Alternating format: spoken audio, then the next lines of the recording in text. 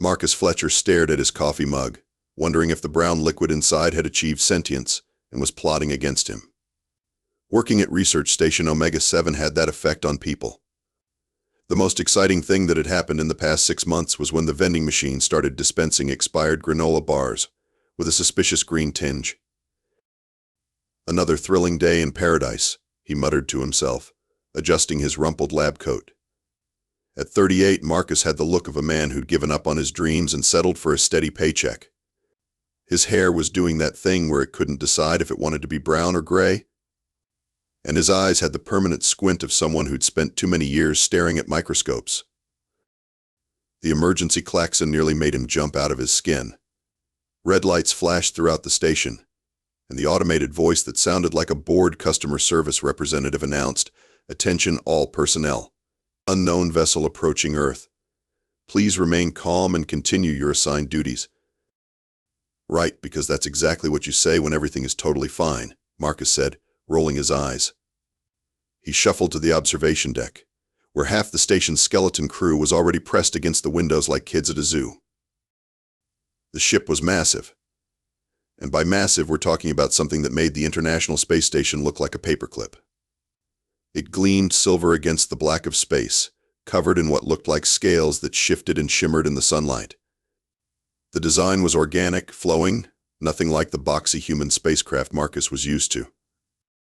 "Well, that's new," he said, sipping his coffee. "I wonder if they're here about our extended warranty." The ship's communication system crackled to life, and a voice that was both familiar and completely alien filled the station. "Greetings, inhabitants of Research Station Omega-7. I seek an audience with Marcus Fletcher, xenobiologist and keeper of small bandages." Marcus choked on his coffee. "Keeper of small bandages? What kind of alien intelligence gathering operation is this?" "Marcus Fletcher, please report to the docking bay." The voice continued. "I have traveled very far to speak with you, and I would prefer not to wait. Time is, as you humans say, of the essence." The other researchers turned to stare at Marcus, who was doing his best impression of a deer caught in headlights. "I have no idea what's happening here," he said, raising his hands defensively. "I haven't even left the station in 3 years."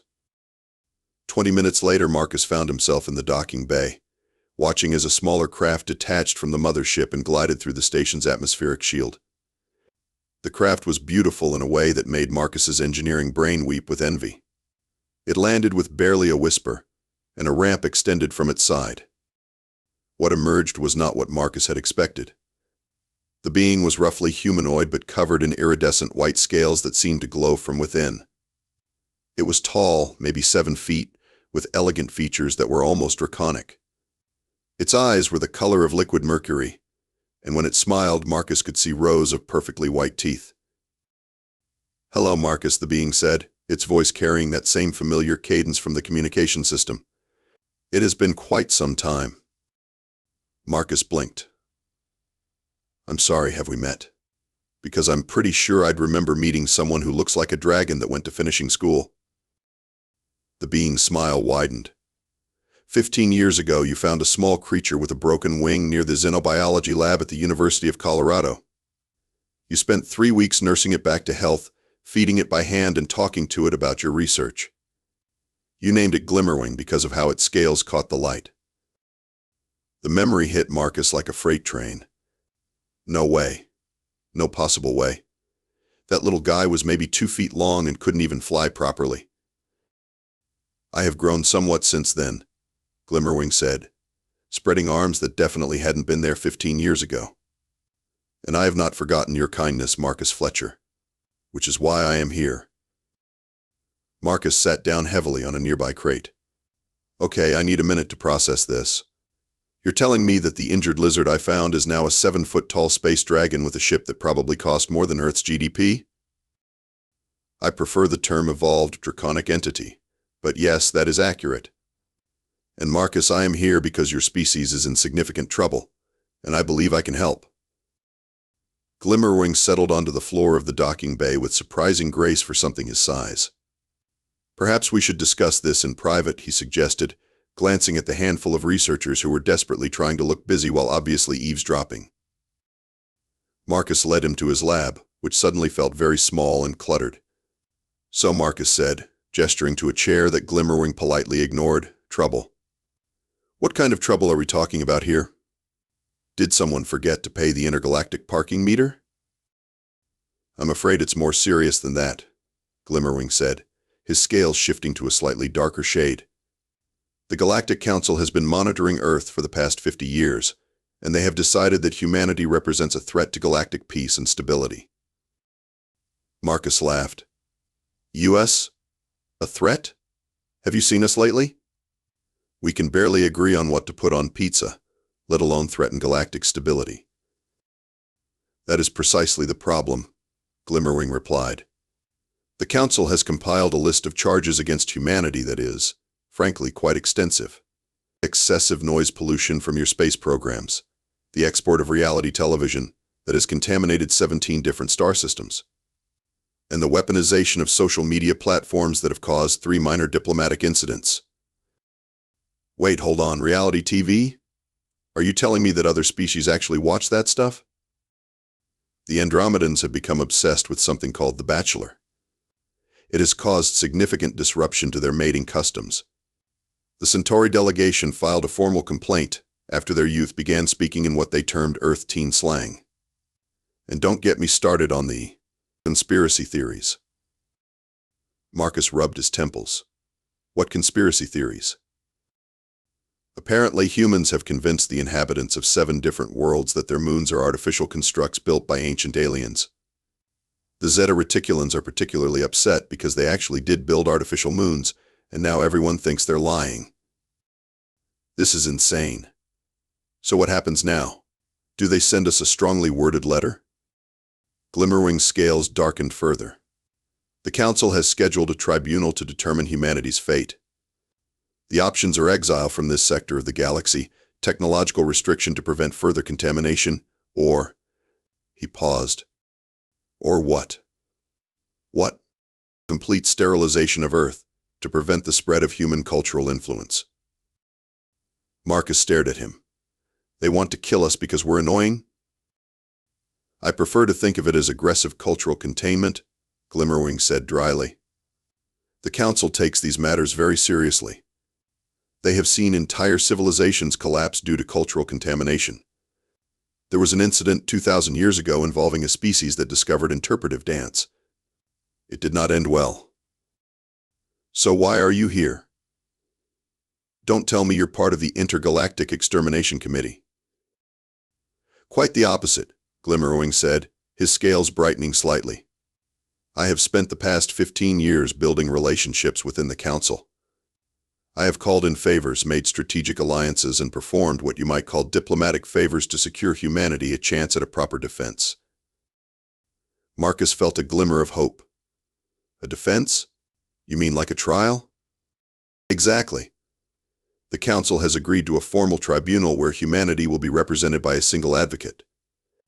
That advocate will have the opportunity to present evidence of humanity's positive contributions to the galaxy and argue for your continued existence." "Great. So who's the advocate? Some hotshot intergalactic lawyer? A professional diplomat?" Glimmerwing's scales shifted to what Marcus was beginning to recognize as the draconic equivalent of an uncomfortable smile. "That would be you, Marcus." "Me? I'm a xenobiologist who hasn't left this research station in 3 years. I don't know anything about intergalactic law or diplomacy or anything that would be remotely useful in this situation. But you do know about showing kindness to beings who are different from you," Glimmerwing said quietly. "You do know about seeing potential where others see only problems. And you do know about fighting for what you believe in, even when the odds seem impossible." Marcus was quiet for a long moment. "This is about that time I helped you, isn't it? 15 years ago, you found a creature that most humans would have considered a monster. You didn't know what I was or where I came from. You only knew that I was hurt and needed help. You risked your career, your reputation, and your safety to nurse me back to health. That is the kind of character witness humanity needs." "Character witness?" "Glimmerwing, I'm honored that you think so highly of me, but I'm not exactly a shining example of humanity. I'm a burned-out scientist who talks to his coffee mug and hasn't had a date in 2 years. And yet you are the human who taught me that kindness exists in the universe, Glimmerwing said. The Council needs to see that humanity is capable of growth, of change, of becoming something better than they are today. You are living proof of that possibility. Marcus looked out the window at the massive ship hanging in space. When is this tribunal? We leave in 6 hours. Marcus stared at his computer screen, scrolling through the research station's personnel files. So let me get this straight, he said to Glimmerwing, who was somehow managing to look dignified while crammed into the corner of the tiny office. I need to assemble a team that represents the best of humanity, and my options are 17 researchers who specialize in things like the mating habits of space algae and theoretical applications of zero-G plumbing. I have confidence in your judgment, Glimmerwing replied, though his scales had shifted to a shade that Marcus was pretty sure meant skeptical, but trying to be supportive. Right. Okay, first up, Raj Patel, engineer extraordinaire and the only person on this station who can fix anything with duct tape and unbridled optimism. Marcus hit the intercom. Raj, report to Lab 7. Bring your toolkit and your sense of adventure. 5 minutes later, Raj burst through the door like he'd been shot out of a cannon. Marcus, I heard there was an alien on the station and I've been waiting my whole life for this moment and, oh my God, it's real and it's beautiful, and can I touch it? Raj, meet Glimmerwing. Glimmerwing, this is Raj, our head engineer and apparently the most excited human on the station. Greetings, Raj Patel, Glimmerwing said with what Marcus was learning to recognize as amused tolerance. I understand you have considerable expertise in mechanical systems. I can fix anything, Raj declared, practically bouncing on his toes. I once built a functional warp drive prototype out of coffee makers and determination. It only exploded twice. That's encouraging, Glimmerwing said, his scales shifting to a color Marcus hadn't seen before. And you are willing to help represent humanity in an intergalactic tribunal? Are you kidding? This is the greatest day of my life. When do we leave? Can I bring my wrench collection? Next, Marcus said. Luna Rodriguez, our diplomatic liaison and the only person I know who can make aliens feel bad about their life choices. Luna entered the lab with the kind of calm that suggested she'd already processed the existence of a 7-foot dragon and filed it under Tuesday. Let me guess, she said, settling into a chair. The galaxy has noticed humanity's existence, and they're not thrilled about it. How did you? Marcus, I've been monitoring interstellar communications for 3 years. I've seen the complaints. The Regellians are particularly upset about our boy bands. She turned to Glimmerwing. So what's the damage? Exile? Quarantine? Complete cultural lobotomy? The Council is considering all options, Glimmerwing replied. I have secured humanity a chance to defend itself in a formal tribunal. And let me guess, we get to be the defense team because we're the only humans who've actually had contact with alien intelligence. You're remarkably perceptive, Glimmerwing said. I'm remarkably cynical, Luna corrected. But I'm also remarkably good at my job. Count me in. Finally, Marcus said, Pete Morrison, maintenance chief, and the man who somehow learned to speak 17 alien languages by fixing their broken equipment. Pete ambled and wiping his hands on a grease-stained rag. Hey Marcus, big guy here needs his ship serviced or something? Pete, this is Glimmerwing. He's the dragon I told you about from my university days. Oh, the little guy with the busted wing? Damn, son, you got big. Pete nodded to Glimmerwing like meeting space dragons was a regular Tuesday occurrence. So what's the problem? Something with the hyperdrive? I've seen that particular model before, beautiful work, but the flux capacitors tend to misalign if you don't recalibrate every few thousand light years. Glimmerwing's scales shifted to what Marcus was beginning to recognize as impressed surprise. You are familiar with draconic engineering? Had to learn it when the trade ships started coming through. Picked up the language too, you folks have got some colorful expressions for mechanical failures. Pete, Marcus said, How would you feel about representing humanity in an intergalactic court? Depends.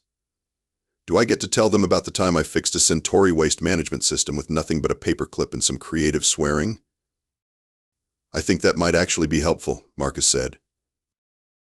Once the team was assembled, they gathered in the station's main conference room, which had never been used for anything more important than arguing about the coffee budget. Glimmerwing had somehow folded himself into a corner, and the humans sat around the table looking like they were about to plan a heist. Okay, Marcus said, we need to figure out what makes humanity worth keeping around. Glimmerwing, what exactly are the charges against us? The formal complaint is quite extensive, Glimmerwing said, producing a tablet covered in symbols that hurt to look at directly.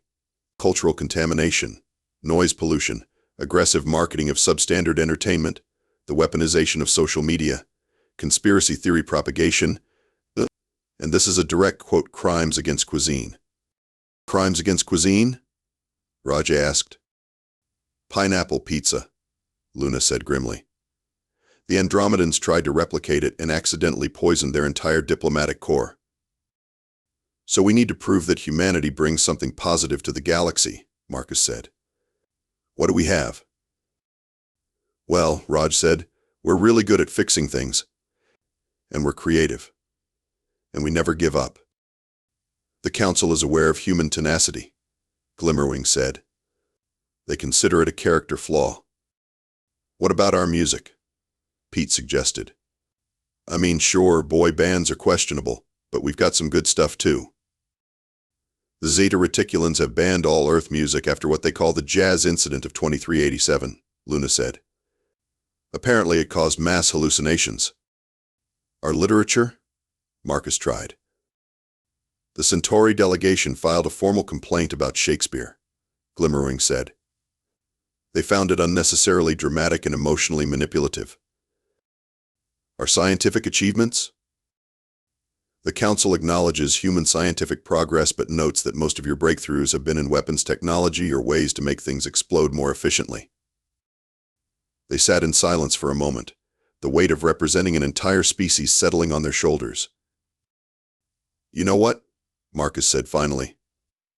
Maybe our problem is that we're trying to defend humanity by their standards. What if we made the case that our chaos is actually a feature, not a bug? Explain, Glimmerwing said, his scales shifting to an interested shade of blue. Think about it. Every other species in the galaxy seems to have their act together. They're organized, efficient, predictable. But humans? We're complete disasters who somehow managed to stumble into greatness. We're the species that looked at the vastness of space and said, I bet we could put a robot up there. We're the ones who invented the internet and immediately used it to share pictures of cats. That's actually not a terrible argument, Luna said slowly. Unpredictability is a strength. The galaxy needs wildcards, Raj added excitedly. We're the ones who think outside the box because we don't even know there is a box. And when something breaks, Pete said, we don't just fix it. We make it better. Even if better is held together with duct tape and hope. Glimmerwing's scales had shifted to a warm gold color. This is a fascinating approach. The Council values order and predictability above all else.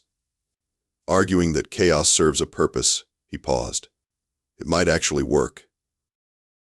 The tribunal station was exactly the kind of place Marcus had expected if he'd expected something that looked like a cross between a crystal cathedral and a maximum security prison.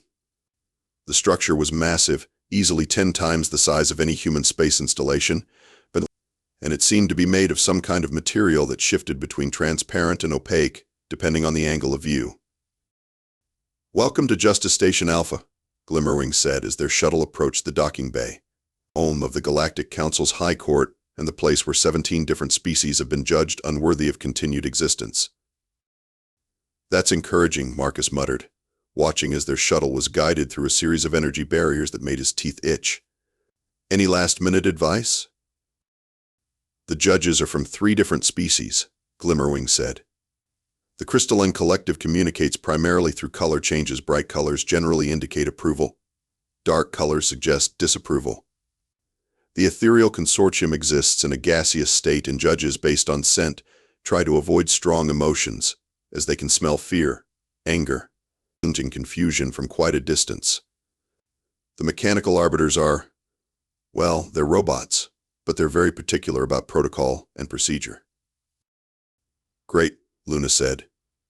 Crystal mood rings, gas clouds that can smell our feelings, and uptight robots. This should be fun. The courtroom was even more intimidating than Marcus had imagined. The ceiling stretched up into darkness, and the walls were covered in what looked like living hieroglyphs that shifted and changed as he watched. The judge's bench was a semicircle of 3 distinct areas, a cluster of floating crystals that pulsed with soft light, a contained cloud of swirling gas that occasionally sparked with internal lightning, and a sleek mechanical construct that looked like it had been designed by someone who really liked right angles. The prosecution will be handled by the Righteous Indignation Unit, Glimmerwing whispered as they took their seats at the defense table. They're enthusiastic. As if on cue, a robot that looked like it had been designed by someone with strong opinions about justice and insufficient funding for aesthetic design rolled up to the prosecution table. It was roughly humanoid but covered in what appeared to be speakers, cameras, and flashing lights that seemed to serve no purpose other than to be annoying. Citizens of the galaxy, the robot announced, its voice carrying enough volume to rattle Marcus's teeth.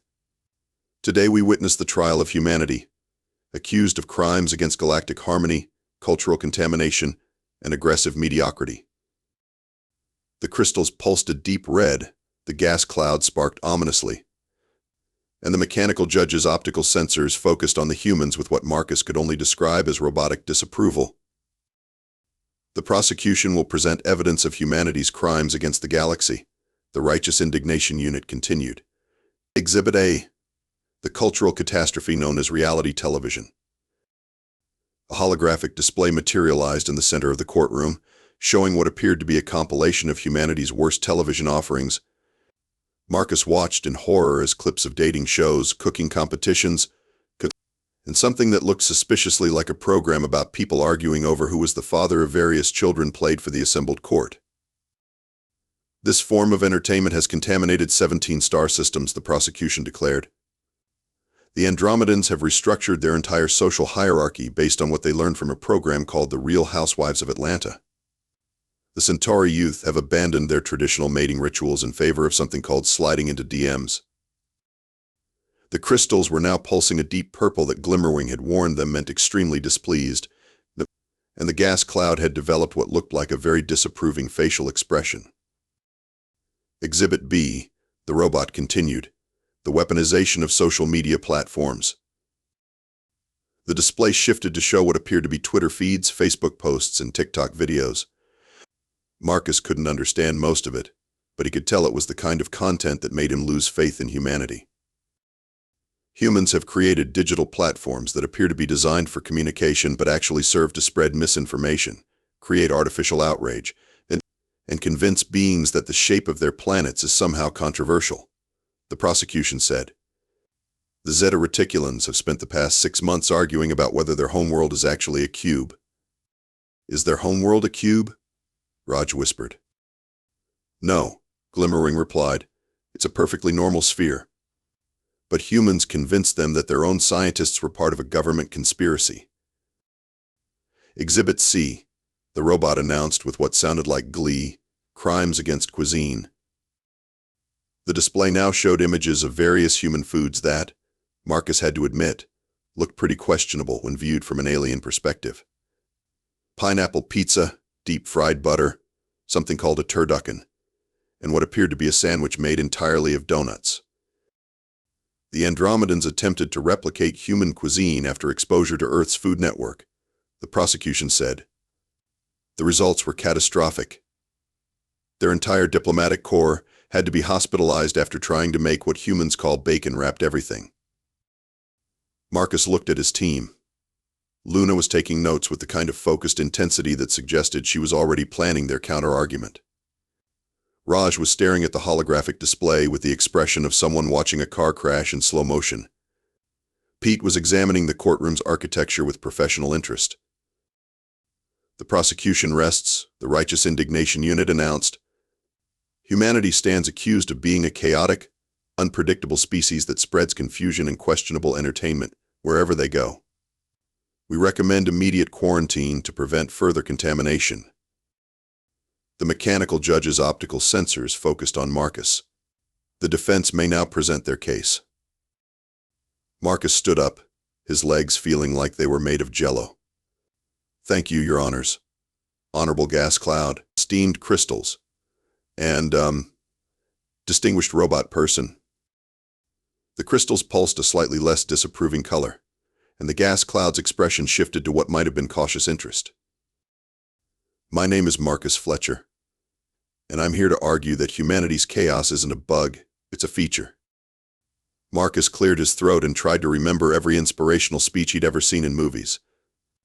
Your Honors, the prosecution has presented a compelling case that humanity is, and I quote, chaotic, unpredictable, and prone to questionable entertainment choices. I'm not here to dispute these facts. I'm here to argue that these qualities make us valuable, not dangerous. The crystals pulsed a curious shade of amber, and the gas cloud's internal lightning seemed to slow down slightly. Let me tell you about human unpredictability, Marcus continued. Yes, we put pineapple on pizza, but we also looked at the vastness of space and decided we belonged there. We're the species that saw the ocean and thought, I bet there's something interesting on the other side. We're the ones who looked at fire and decided to make it portable. He gestured to Raj, who bounced up from his seat with characteristic enthusiasm. This is Raj Patel, our engineer. Raj, tell them about the time you fixed the station's life support system. Oh, that was fun, Raj said, apparently completely unfazed by the intimidating courtroom. The main processor had a complete cascade failure, and we were about 12 hours away from running out of breathable air. The replacement parts wouldn't arrive for 3 days, so I had to improvise. How did you improvise? Marcus asked. I used coffee makers, the vending machine's cooling system, and the artificial gravity generator from the recreation deck. It shouldn't have worked according to any known engineering principles. But humans don't let things like known engineering principles stop us when people's lives are at stake.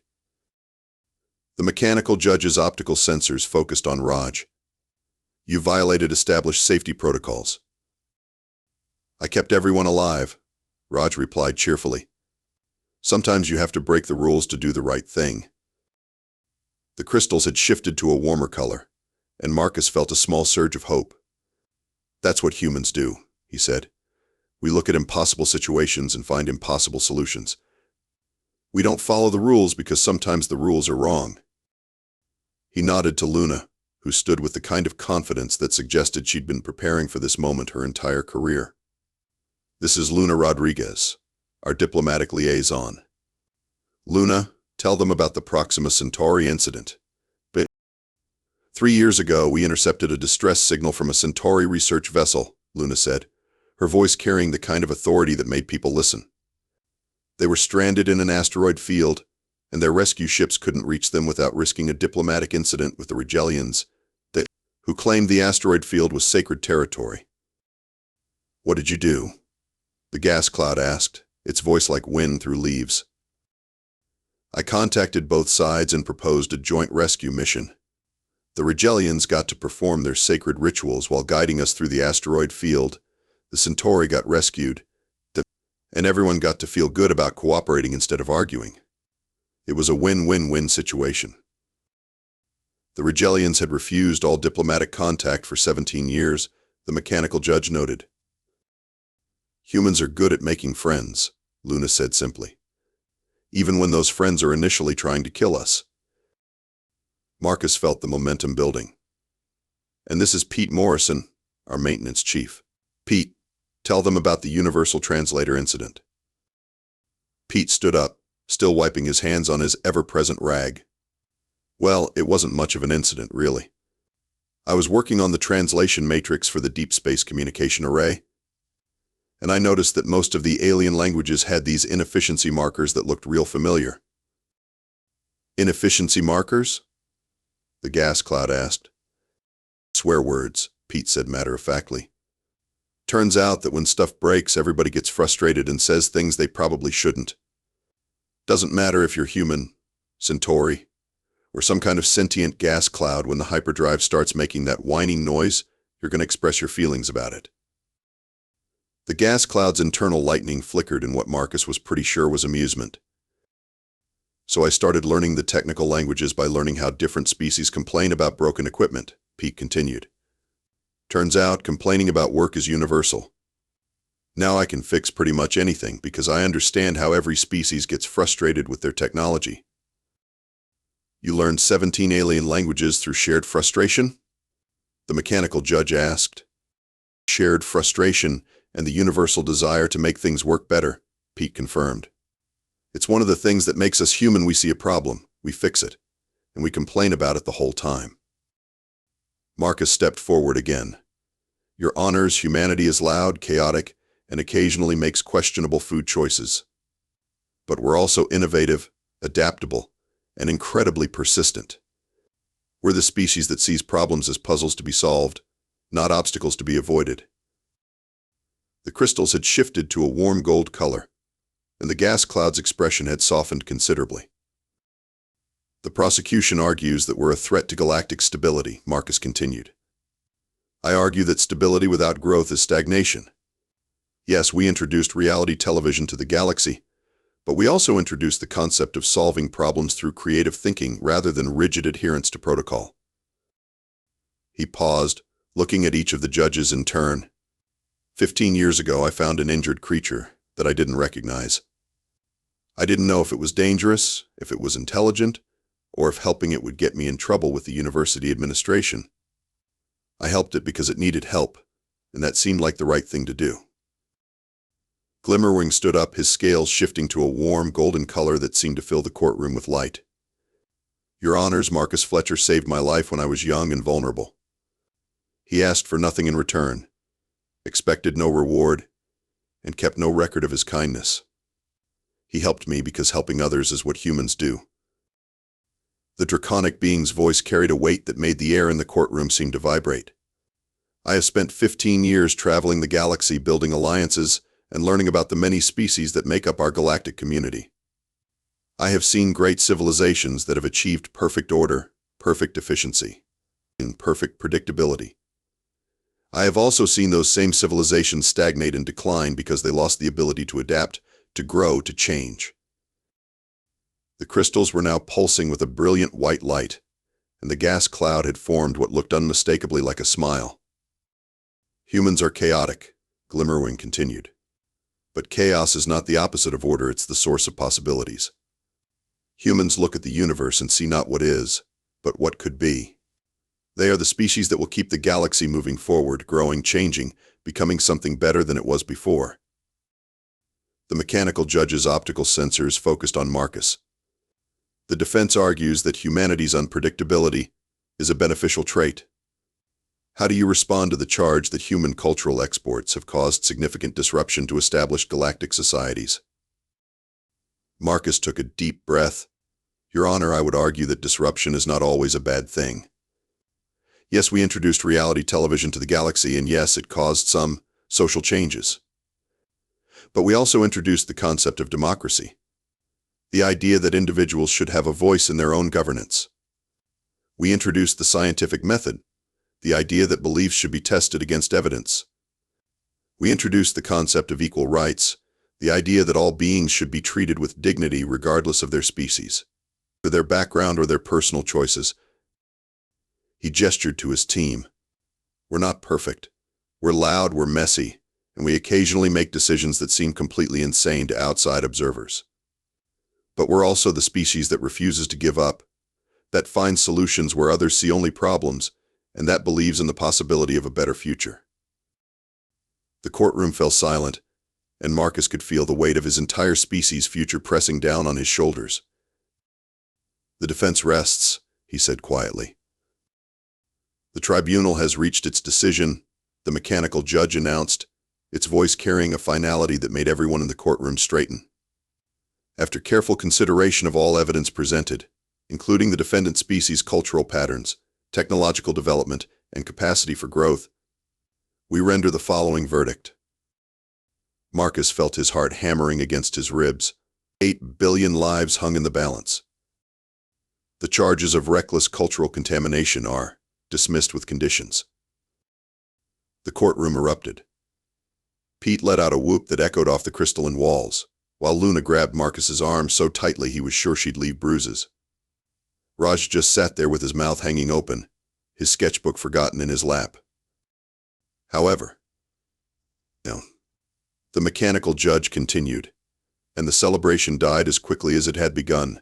Humanity will be subject to a probationary period of 50 Earth years.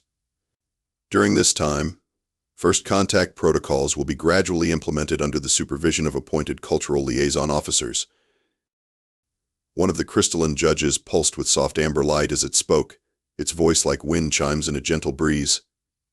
Your species has shown remarkable adaptability and an encouraging capacity for self-reflection.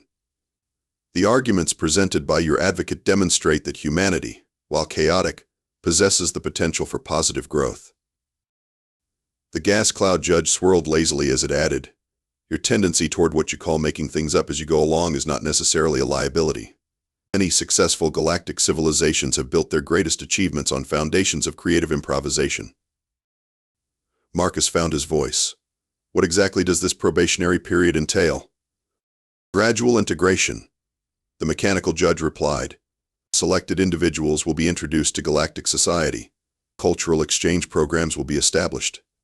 Your species will be given time to adjust to the reality of a larger universe before full contact is initiated.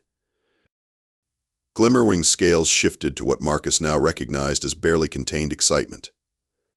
In essence, humanity gets a chance to grow into galactic citizenship rather than being thrust into it all at once. And if we mess up during the probationary period? Luna asked. Then we reassess, the crystalline judge chimed. But we are optimistic. Your species has shown us something today that we had not expected to see. What's that? Marcus asked. Hope, the gas cloud judge replied. Not just hope for yourselves, but hope for the possibility that chaos and order can coexist. That perhaps the universe is large enough for both careful planning and beautiful improvisation. The mechanical judge's optical sensors dimmed slightly. This tribunal is now concluded. Cultural Liaison Officer Glimmerwing will coordinate the implementation of first contact protocols. The defendants are free to return to their home planet. As the judges began to disperse, the crystals dimming to a soft glow, the gas cloud dissipating into wisps, and the mechanical judge powering down, Marcus felt a strange mix of relief and overwhelming responsibility. So what happens now? Pete asked, voicing what everyone was thinking. Glimmerwing's scales shifted through a rainbow of colors that Marcus had learned meant complicated but mostly good. Now the real work begins. We need to select the first human ambassadors, establish communication protocols, and begin the slow process of preparing your species for galactic citizenship. Are we going to be those ambassadors? Raj asked. Would you like to be? Glimmerwing replied. Because I can't think of 4 humans who would be better suited for the job. Marcus looked around at his unlikely companions, Pete with his irreverent humor and unexpected wisdom, Luna with her fierce determination and quick thinking, Raj with his quiet observations and artistic insight. A week ago, they'd been strangers thrown together by cosmic coincidence. Now they were, what? Earth's first galactic citizens. I guess we're really doing this, he said. I guess we are, Luna replied, and for the first time since this whole adventure began, she was smiling. Pete clapped his hands together. Well, if we're going to be humanity's ambassadors to the galaxy, we're going to need business cards. And probably a better understanding of what we just signed up for. One step at a time, Glimmerwing said. First, let's get you home. I imagine you have some explaining to do. As they walked toward the exit of the great courtroom, Marcus couldn't help but laugh. You know what the funny thing is? We came here expecting to be judged as a species, and instead we ended up proving that humanity's greatest strength is exactly what we thought was our greatest weakness. What's that? Raj asked. We don't have a plan, Marcus said. We never have a plan. We just figure it out as we go along. And apparently Luna added, the universe is okay with that. More than okay, Glimmerwing said, their scales now a warm, contented gold. The universe has been waiting for a species like humanity for a very long time. You bring something to galactic civilization that has been missing the courage to embrace uncertainty and turn it into possibility. As they stepped through the portal that would take them back to Earth, Marcus realized that their adventure was far from over. If anything, it was just beginning. Humanity was about to take its first tentative steps into a larger universe, and he and his new friends would be there to help guide the way. The last thing he heard before the portal closed was Pete's voice, characteristically irreverent. "So anyone else think we should have asked for a manual?" Some things, Marcus thought as Earth materialized around them, never change. And maybe that was exactly as it should be.